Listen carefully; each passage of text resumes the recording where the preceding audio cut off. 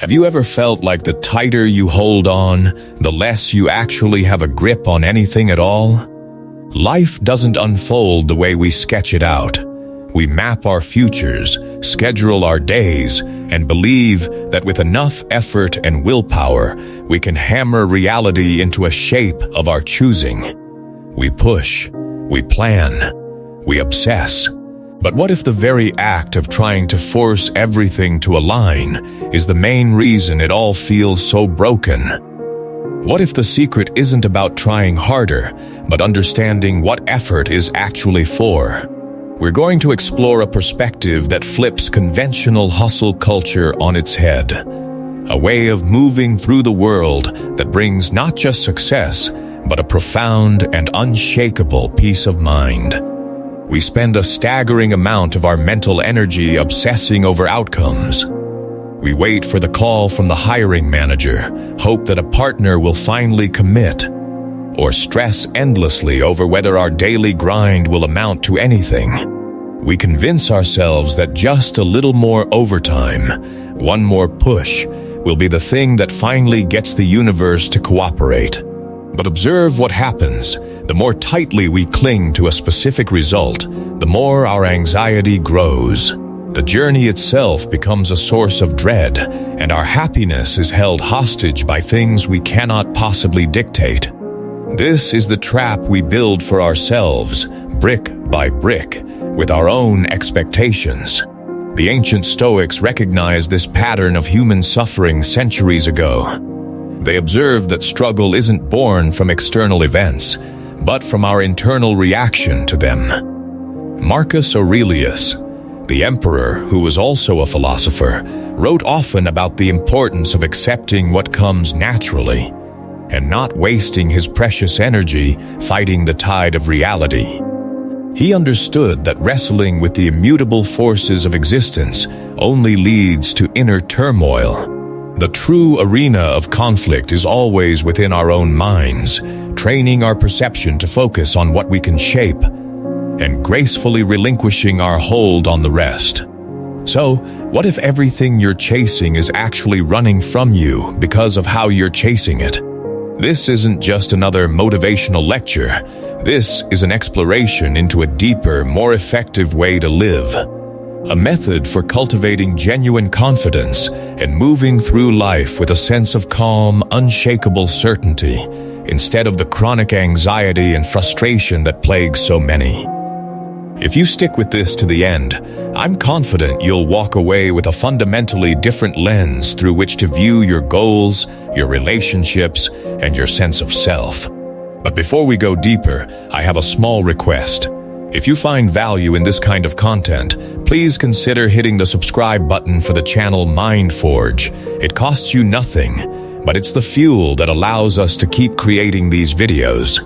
Now, let's begin. So, why are we so obsessed with the finish line? We treat our lives like a frantic checklist. Graduate by 22. Get the promotion by 30. Buy a house by 35. And when life deviates from this rigid itinerary, we spiral into self-doubt and panic. We tell ourselves we've failed. We treat success as a straight, predictable line, but the truth is that it's a winding path, full of unexpected detours, roadblocks, and surprising shortcuts. If you're so fixated on one specific outcome, you might miss a far better opportunity that life is subtly trying to redirect you towards. Think about an artist trying to paint a masterpiece. If they are obsessed with making every single stroke perfect, terrified of how the world will judge their work, they will be paralyzed, unable to find any creative flow. The process is agonizing. But when they release the outcome and become fully absorbed in the act of painting itself, something magical happens. They enter a state of flow. The work becomes seemingly effortless. And ironically, that's when they create their very best art. This powerful principle applies to everything: our careers, our relationships, our own personal evolution. When you stop fixating on how everything must turn out, you give yourself the freedom to actually enjoy the process. The tension drops, the joy returns, and you start to operate from a place of power instead of fear. This is the art of strategic surrender. Let's get even more specific, especially when it comes to relationships. Have you ever witnessed someone trying way too hard to win someone over? Their energy is heavy, almost frantic. It feels needy and desperate. And what's the natural result? It repels people. It creates a sense of unease. What's the alternative? Conversely, a person who is confident, at ease with themselves, and not obsessed with a single outcome, naturally draws others in. There's an air of mystery and stability. Why is this? Because they are not governed by fear. They trust that whatever is meant to be will find its way. That's the magnetic pull of healthy detachment. This brings us to the subject of success. Modern culture tells us that success should be instant, that if you're not seeing results, you're doing something wrong. It glorifies the grind to the point of burnout. But what if the grind is often just a form of panic? The first step is to ask yourself a serious question. What am I holding on to too tightly? What expectation, what particular goal is the primary source of my stress? Now imagine the relief you would feel if you just loosened your grip on it. Detachment doesn't mean giving up. It doesn't mean you stop caring or become apathetic. It simply means you stop requiring things to go a certain way in order to be happy. It's the difference between a rigid branch that snaps in the wind and a flexible reed that bends and survives the storm. It's about training your mind to be like the reed. So, how do we actually practice this discipline in real life? First, start each day by reminding yourself that outcomes are ultimately beyond your direct control. You can control your effort, your discipline, your preparation, and your mindset. That is the extent of your power. The obstacle is the path, and the path is all you have. Second, consciously reframe your inner dialogue. Instead of thinking, I need this to happen, shift to, I trust that whatever happens will be for my growth. This one mental shift can immediately lower your stress levels. Third, relentlessly focus on the present moment. The past is gone. The future is a fantasy. The only thing that is real is now. The more you immerse yourself in this moment, the less power the future has to cause you anxiety. Life throws curveballs at us constantly. There are days where everything just clicks, and days where it feels like the entire world is conspiring against you. The decisive difference between people who crumble under pressure and those who seem to thrive isn't luck or raw intelligence. It's their internal operating system. It's their mindset. The way you think creates the world you experience. If you don't learn to master your own mind, your mind will inevitably master you. You can't always control the economy, what other people say, or the sudden, unexpected obstacles that appear in your path. But you have absolute authority over your response. That is where genuine power resides. When you shift from an automatic reactor to a deliberate responder, everything changes. Psychologist William James, often called the father of modern psychology, once said that the greatest weapon against stress is the ability to choose one thought over another. This aligns perfectly with Stoic teaching. You are not obliged to believe every single thought that pops into your head. You are not forced to let a difficult moment define you. You can train yourself to stand back, assess the situation objectively, and reframe it from a new, more empowering perspective. Imagine you're having a rough week at work. You keep making mistakes. Your manager is micromanaging every move you make, and you're starting to feel like a fraud. One way to process this is to think, I'm terrible at this. I'll never get better. I'm not good enough. This is a fixed mindset, and it imprisons you in a cage of self-doubt. But what if you consciously shifted that thought? What if you said, "I am in the process of learning"? Every one of these mistakes is providing me with valuable data. The pressure I'm feeling is exactly what I need to build resilience. This is a growth mindset. It transforms struggles from threats into opportunities for development. The Stoics believed that every challenge is a chance to practice virtue, patience, resilience, and wisdom. Seneca, a statesman and philosopher, famously said that difficulties strengthen the mind as physical labor strengthens the body. This means that every struggle, every failure, every moment of irritation is actually a set of reps in the gym of your mind. If you never push yourself, you never build strength. But let's be honest, mastering your mindset is not a one-time event. It's a daily practice. One of the simplest ways to start is to become a ruthless observer of your own inner dialogue. Is it constantly a feed of fear, doubt, and negativity? Or are you actively training yourself to see the opportunity in the obstacle? Are you teaching your mind to stay calm in the face of uncertainty? Your mind is a garden. If you plant seeds of worry and cynicism, that's what will grow.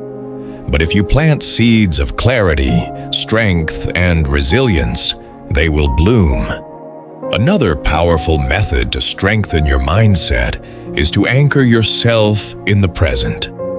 Why do we stress so much? It's almost always because we're replaying a painful past or projecting a terrifying future. But the only moment you ever have any control over is the one you're living in right now. The next time you feel your stress spiking, just ask yourself, what can I do in this very second that will move me forward? This single question can snap you out of a panic spiral and return your focus to what truly matters. Patience is perhaps one of the most difficult virtues to practice, especially when you are working towards something you deeply care about. You've done the work, you've put in the time, and yet, nothing seems to be happening. It's a maddening feeling, isn't it? The world tells us that success should be instant, and if it's not, we must have failed. But the truth is that life has its own schedule, its own rhythm. Trying to rush the process often leads to disappointment and poor decisions. The Stoics deeply understood the necessity of patience. Epictetus taught that no great thing is created suddenly. Think about that for a second. Anything of true value, wisdom, strength, a deep relationship, a meaningful career, takes time to develop. You can't force a tree to grow faster by pulling on its branches. You can't force life to hand you your deepest desires before you are ready for them. There is an order to the universe, and when you learn to trust that timing, you free yourself from so much unnecessary pain. Imagine a young writer who dreams of publishing a novel. They pour their heart and soul into their work every day, but the recognition doesn't come. They don't get the agent. The rejections pile up. At this juncture, they have two clear paths. They can become frustrated, bitter, and give up on their dream. Or they can trust that every single word they write, every rejection letter they receive, is preparing them for a greater success that is still over the horizon. Those who trust the process continue to show up, and eventually, they often find themselves exactly where they were meant to be. We live in a culture of instant gratification, fast food, fast internet, fast fame. We've been conditioned to believe that if something doesn't happen quickly, it's not worth waiting for. But some things cannot be rushed. Relationships, personal growth, mastering a craft. All of these require patient, consistent effort. Socrates is credited with saying, to do is to be. This implies that growth is found in the process, not just the final reward. If you are always focused on the finish line, you will miss who you are becoming along the way. But here's the tricky part.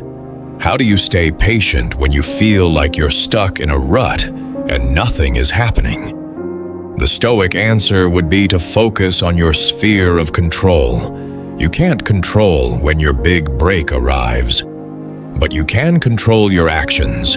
You can keep showing up. You can keep refining your craft. You can keep improving yourself.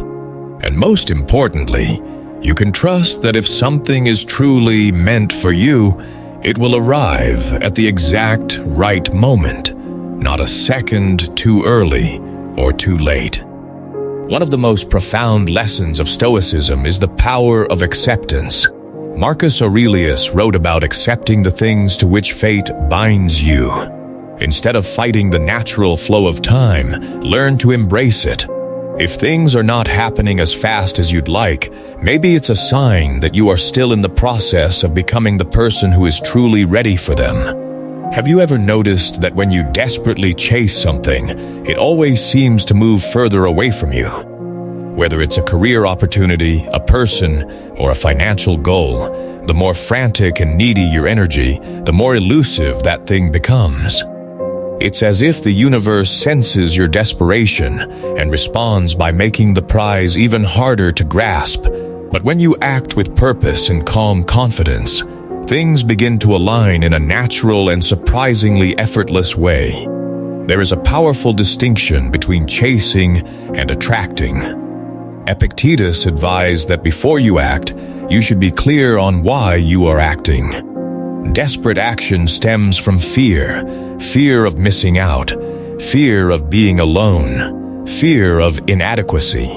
Purposeful action, on the other hand, emanates from a place of clarity and inner strength. When you know who you are and what you stand for, your actions become more deliberate, more grounded, and much more effective. Let's look at a specific example. Imagine two people are looking for a new job. The first person is desperate. They send out their resume to every job posting they can find, even for roles they don't particularly want. They panic after every rejection. Their energy is scattered, anxious, and insecure. The second person is strategic. They know their strengths and what they bring to the table. They take their time crafting personalized applications for roles they are truly passionate about. They prepare thoroughly for interviews without obsessing over the immediate outcome. Who do you think is more likely to get hired? It's not the one who is acting from a place of fear. It's the one who exudes calm, confidence, and strategy. This same principle applies directly to relationships. If you enter a relationship out of a fear of being alone or a desperate need for validation, you are setting yourself up for disappointment. However, when you approach relationships with self-respect and a quiet confidence, you attract much healthier and more fulfilling connections. People are naturally drawn to those who are secure in themselves, not to those who are grasping for attention. Aristotle spoke of eudaimonia, which is a state of living with purpose and fulfillment. He believed that true happiness doesn't come from accumulating external things, but from aligning your actions with your own core virtues and values. Act with integrity, with wisdom, and with purpose, and then simply let the outcomes take care of themselves. When you move with intention rather than panic, you stop wasting precious time on things that aren't aligned with your true calling. Think of a skilled chess player compared to a novice. The beginner reacts impulsively, making moves based on fear and immediate threats. The expert, however, plays with immense patience, seeing the larger pattern and making deliberate, calculated choices. Life operates on the exact same principle. If you are constantly reacting to fear, you will make choices that lead to chaos and frustration. But if you take a step back, act with clarity, and trust the overall process, you will move steadily closer to the life you actually desire. So, How do you shift from acting out of desperation to acting with purpose? First, get crystal clear on your why. Ask yourself, am I doing this because I truly desire it, or because I'm terrified of not having it? Second, slow down. Desperation rushes. Purpose moves with patience. Instead of making decisions from a place of emotional panic, give yourself the space to reflect and choose wisely. And finally, learn to trust yourself. You don't need to force things into place. When you act with confidence and alignment, the right opportunities will naturally gravitate towards you. Seneca wisely observed that we suffer more in our imagination than in reality. So much of our desperation is driven by imagined fears about the future that may never even come to pass. Fear is a debt we owe to a future we don't control. The truth is that you are much stronger than you think. You don't need to scramble for what is already meant for you. Act with purpose, move with quiet confidence, and watch how your life begins to align in your favor. Have you ever felt completely exhausted from trying to micromanage every single detail of your life? You plan, you push, you strategize. But somehow, life still doesn't cooperate the way you expected. It's deeply frustrating. You try to influence how people act, you try to force circumstances to fall in line, and you attempt to predict every possible obstacle. And what happens? You only end up feeling more stressed and even less in control than when you started. The harder you grip, the more everything seems to slip through your fingers. But here lies the paradox. The moment you let go, life often starts working in your favor. The Stoics understood this profound truth. Epictetus taught that freedom is the only worthy goal in life, and it is won not by controlling everything around you, but by disregarding things that are beyond your control. Think about what that means.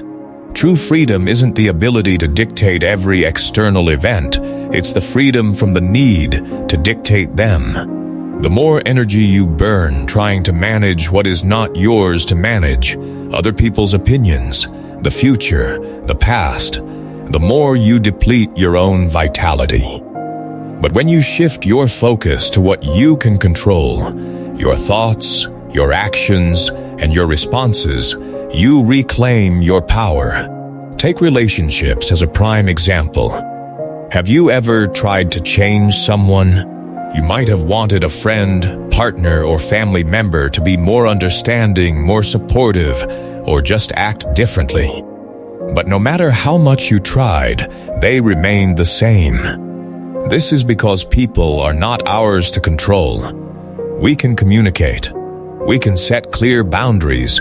We can choose who we allow into our lives. But we absolutely cannot force someone to change. When you release that urge to fix others, you free yourself from a tremendous amount of frustration and allow your relationships to unfold in a more natural and healthy way.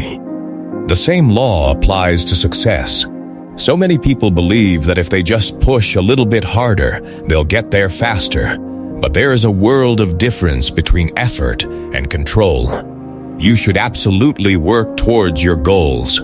But obsessing over every tiny detail, stressing about the timing, and living in constant fear of failure only creates resistance. Seneca said that fate leads the willing and drags along the reluctant. In other words, when you fight against the natural current of life, you create unnecessary struggle for yourself. But when you learn to trust the process and focus on what you can influence, things tend to unfold with much greater ease and grace. Imagine you are preparing for an extremely important job interview. You've done the research, you've practiced your answers, and you are as ready as you can be. But instead of trusting in your preparation, you start to overthink. What if they ask something I don't know? What if I freeze? What if they don't like me? Now your energy has shifted from confidence to paralyzing anxiety. You walk into that interview nervous, tense, and second-guessing yourself. your need for control is actually making you perform worse. But if you take a deep breath, remind yourself that you've done everything in your power, and consciously let go of the outcome, you will walk in relaxed, present, and much more likely to succeed. So, how do you begin the process of letting go of control? First, practice recognizing the dichotomy of control. Spend a moment each morning identifying what is within your power to change and what is not. Wasting energy on the uncontrollable only leads to a deeper sense of frustration. Second, actively practice acceptance. Life won't always follow your meticulously crafted plan, but that doesn't mean it's going wrong. Sometimes, a detour can lead you to a far more beautiful destination than you had originally planned. And finally, build trust. Not just in the universe or fate, but specifically in yourself. Trust that you are resilient enough to handle whatever comes, even if it's not what you expected. Have you ever noticed that some people just seem to attract success and happiness without even trying? It's not that they have a secret advantage or got lucky. It's their entire mindset. The way they think, the way they carry themselves, and the way they see the world actively creates a reality where abundance flows to them naturally. On the other hand, people who constantly focus on what they lack seem to struggle endlessly, no matter how hard they work. It's not about luck. It's about the energetic frequency you emit into the world. The Stoics recognized this long before modern psychology confirmed it. Epictetus stated that wealth consists not in having great possessions, but in having few wants. True abundance isn't about hoarding money, collecting accolades, or endlessly chasing the next thing. It's about realizing that you already have everything you need internally to live a fulfilling life. When you stop operating from a scarcity mindset, the belief that you never have enough, you make room for more to flow to you naturally. Imagine two people walking into the exact same networking event. The first person is fixated on everything they lack. They compare themselves to everyone else in the room, feeling like they are falling behind and believing that success is always just out of reach. Their energy is heavy, their words are filled with doubt, and they unknowingly repel potential connections. The second person walks in with a powerful belief: I have enough. I have enough knowledge, enough talent, and enough opportunities ahead of me. They engage with others confidently, build connections naturally, and often walk away with exciting new possibilities. The only difference was their internal belief system. One was living in scarcity, the other in abundance. And it's not just about money or career success. This applies to relationships, happiness, and even our perception of time. If you believe there is never enough love, never enough time, never enough good people in the world, then your mind will endlessly look for proof to support that belief. However, if you shift your focus, you will start to see opportunities everywhere. You'll recognize the kindness in others, the potential in each moment, and the blessings that already exist in your life. Psychologist William James said that the greatest discovery of his generation was that a human being can alter their life by altering their attitude. If you constantly feel that you are missing something, your brain will naturally focus on that sense of lack. But if you train your mind to see abundance, if you practice gratitude and trust in life, you begin to shift your entire reality. It's not magic, it's a fundamental shift in perception. What you focus on literally grows. Think about a musician who approaches their career with a scarcity mindset. They constantly worry that there are not enough opportunities, that the industry is too competitive, that they will never make it. Every rejection they get feels like proof of their deepest fears. Because of this, they play it safe, they hesitate to take risks, and they ultimately miss out on potential breakthroughs. Now imagine another musician who operates from a place of abundance. They see every rejection as a redirection, every challenge as a chance to improve. They take more risks, connect with more people, and eventually find success. Not because they were luckier, but because they embodied abundance instead of fear. So, how do you begin to embody abundance in your own life? First, start with a daily practice of gratitude. Instead of focusing on what's missing, take a moment to appreciate what is already here.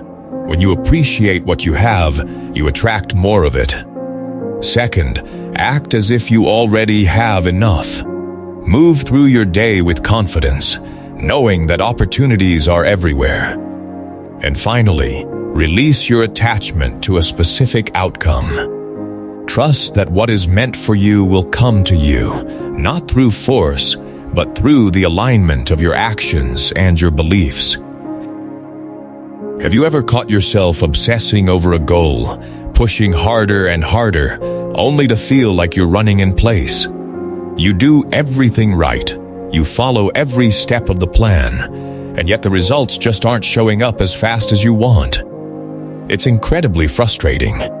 We've been taught that success is all about sheer effort, about never stopping, never letting go. But here is what most people fail to realize. There is a crucial difference between taking aligned action and taking desperate action. Sometimes the true key to progress isn't knowing when to act, but knowing when to step back and breathe. The Stoics had a profound understanding of this.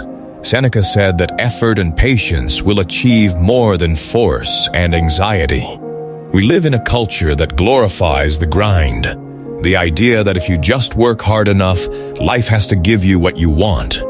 But real success is rarely about blind, relentless effort. It's about taking the right steps, staying open to opportunity, and then allowing the process to unfold in its own time.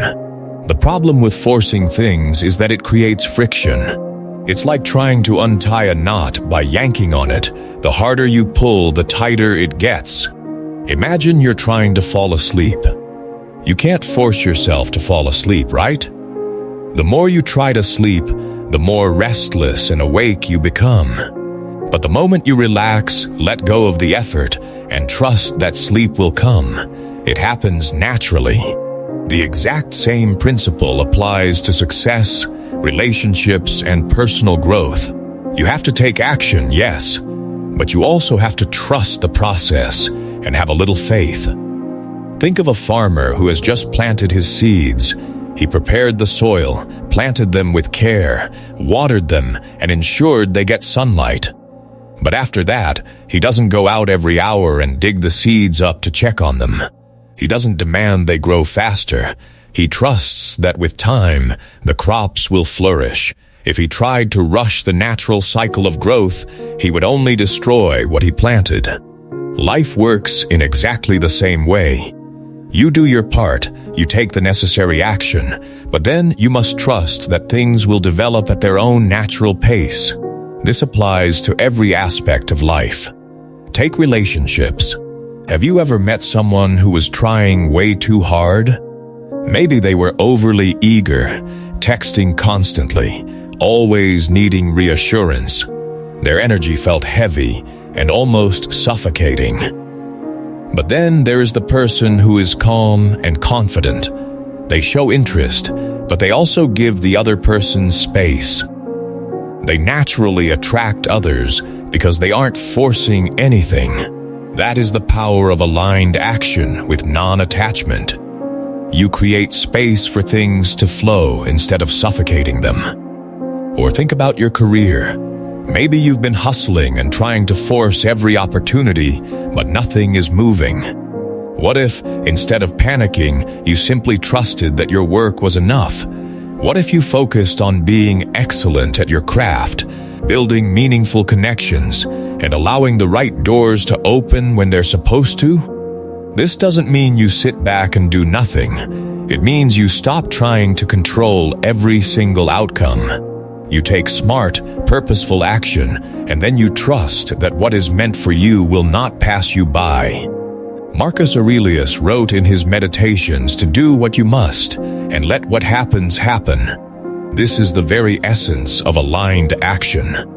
You focus entirely on what is within your control, your effort, your discipline, your mindset. But you release your obsessive grip on the results. Because the truth is, no matter how much you plan or how hard you push, there will always be factors outside of your influence. And the more you resist that fundamental truth, the more stressed and unhappy you will become. So, how do you actually practice this in your daily life? First, get clear on your goal and take the necessary logical steps to prepare for it. Learn, train, and do your part. Second, let go of the need to control exactly when and how the results will appear. Accept that the timing is not always up to you. And third, cultivate a deep trust in your own resilience. Even if things don't go exactly as you planned, you will adapt, you will learn, and you will find new opportunities along the way. At the end of the day, life isn't about controlling every single outcome. It's about mastering yourself. The moment you shift your focus from chasing to aligning, and from forcing to flowing, everything begins to naturally fall into place. The Stoics understood this truth centuries ago, and now it's your turn to apply it. So, take a deep breath, trust the process, and remember, your true power is, and always will be, an inside job. If this message connected with you, I invite you to watch another video on the screen right now that will take you even deeper into these timeless principles. Click on it and keep learning. And if you haven't already, please hit subscribe to Mind Forge so you never miss a new insight. Thank you for being a part of this journey. I'll see you in the next one.